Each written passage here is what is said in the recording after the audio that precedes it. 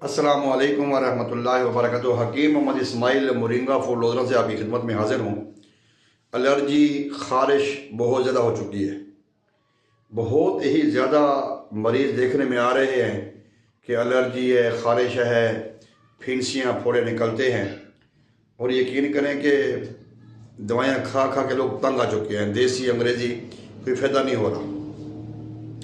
ख़ारिश की मुख्तलिफ़ किस्में होती हैं। हेपेटाइटिस की वजह से भी ख़ारिश होती है। जब किसी को यरकान होता है तो ख़ारिश होती है, क्योंकि खून में प्रॉब्लम होती है तो फिर ख़ारिश होती है।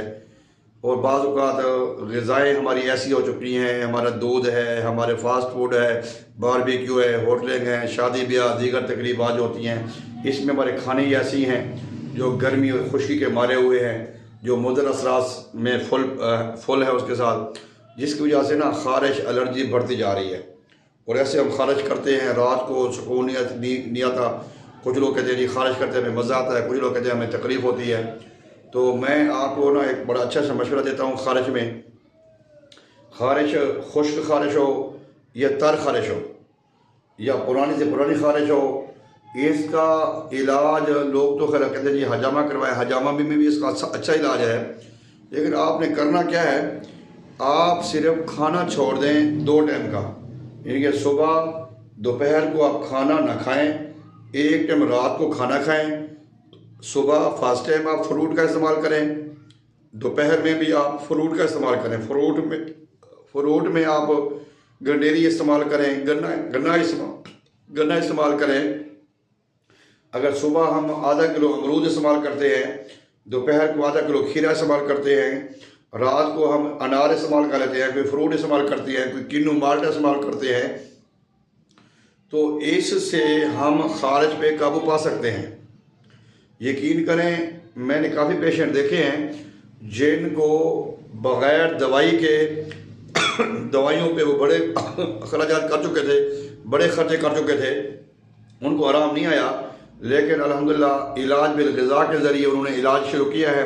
ये सुबह अमरूद या आड़ू या सेब, दोपहर को खीरा या मूली या गाजर या सलाद, शाम को अनार, और एक टाइम उन्होंने इस्तेमाल किया खाना, शाम के टाइम उन्होंने खाना खाया है जो दिल करे खाएं, रज के खाएं। और आप दूध वाली चीज़ों से परहेज़ करें, चावलों से परहेज़ करें, बड़े गोश्त से ख़ास और परहेज़ करें, मुर्गे का गोश्त इस्तेमाल कर सकते हैं।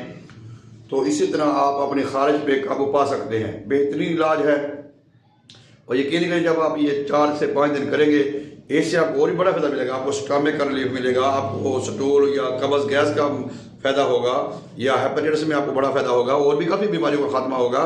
लेकिन जिगर एलर्जी के लिए, ख़ारिश के लिए, फिंसियाँ फोड़ों के लिए ना बेहतरीन इलाज है। ऐसे कोई और अच्छा इलाज नहीं है।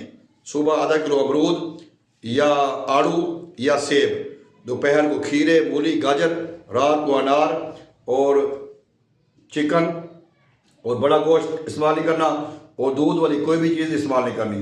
आप 3-4 दिन करेंगे, पुराने से पुरानी ख़ारिश होगी वो भी ख़त्म हो जाएगी, जल्द का मसला भी जल्द साफ़ हो जाएगी, सारा मसला सेट हो जाएगा।